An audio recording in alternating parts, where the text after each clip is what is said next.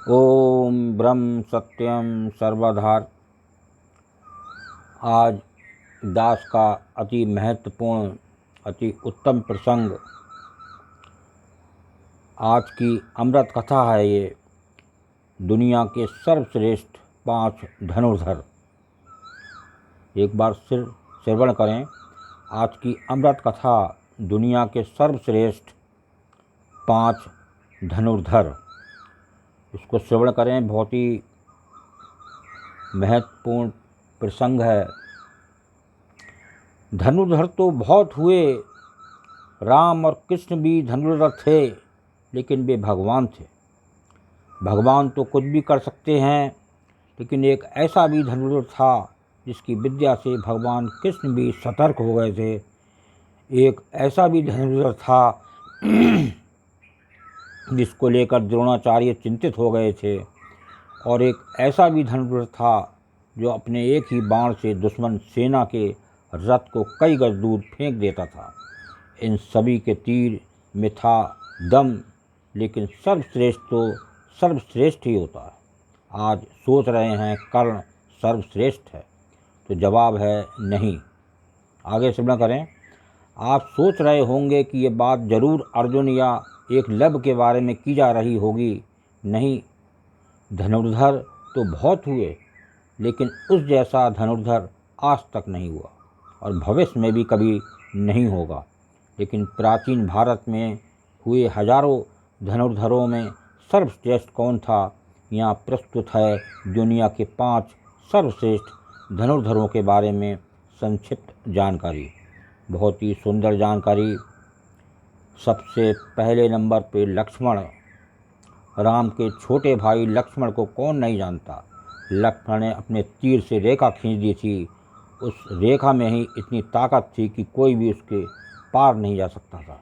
लक्ष्मण की धनुष विद्या के चर्चे दूर दूर तक थे। शास्त्रों अनुसार लक्ष्मण को श्रेष्ठ धनुर्धर माना गया। लक्ष्मण ने राम रावण युद्ध के दौरान मेघनाद को हराया था, जिसने युद्ध में इंद्र को परास्त कर दिया था। इसलिए मेघनाद को इंद्रजीत भी कहा जाता है।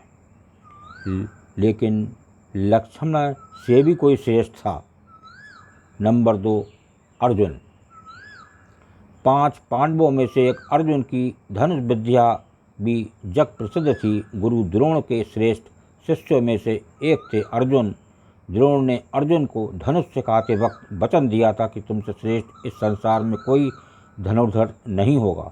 अर्जुन के धनुष की टंकार से पूरा युद्ध क्षेत्र गूंज उठता था। रथ पर सवार कृष्ण और अर्जुन को देखने के लिए देवता भी स्वर्ग से उतर गए थे, लेकिन अर्जुन से भी श्रेष्ठ कोई था जिसे दुनिया अर्जुन से श्रेष्ठ मानती थी। तो नंबर 3 पे आते हैं एकलव्य। गुरु द्रोण की मूर्ति बनाकर मूर्ति के समक्ष एकलव्य ने धनुष विद्या सीखी थी।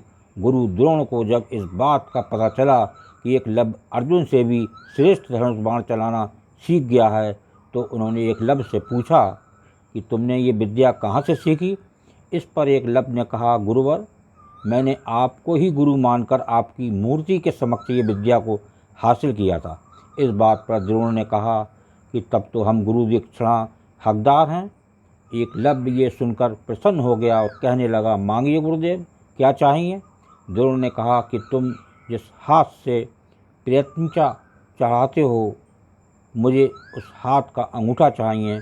अर्जुन को दिए वचन की रक्षा के लिए ही उन्होंने एकलव्य से उसका अंगूठा मांग लिया था।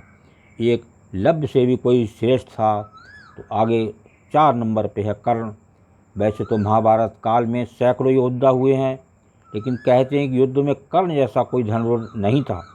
कवच और कुंडल नहीं उतरवाते तो कर्ण को मारना असंभव था। कर्ण के अर्जुन एकलव्य से श्रेष्ठ धनुर्धर होने का प्रमाण ये है कि कर्ण के तीर की इतनी ताकत थी कि जब वे तीर चलाते थे और उसका तीर अर्जुन के रथ पर लग जाता था तो रथ पीछे कुछ दूरी तक खिसक जाता था। कृष्ण अर्जुन से कहते थे कि जिस रथ पर मैं और हनुमान विराजमान हैं, उसके इस तरह पीछे धकेले जाने से पता चलता है कि कर्ण की धनुर्विद्या में बहुत बल है। लेकिन लक्ष्मण, अर्जुन, एकलव्य और कर्ण से भी कोई श्रेष्ठ धनुर्धर है, कहते हैं दुनिया में उसके जैसा धनुर्धर ना हुआ और ना कभी होगा। अब लास्ट नंबर 5 बर्बरीक। देखिए बर्बरीक के बारे में श्रवण करें। हाँ, बर्बरीक दुनिया का सर्वश्रेष्ठ धनुर्धर थे। युद्ध के मैदान में भीम पौत्र बर्बरीक दोनों खेमों के मध्य बिंदु एक पीपल के वृक्ष के नीचे खड़े हो गए और ये घोषणा कर डाली कि मैं उस पक्ष की तरफ से लड़ूंगा जो हार रहा होगा।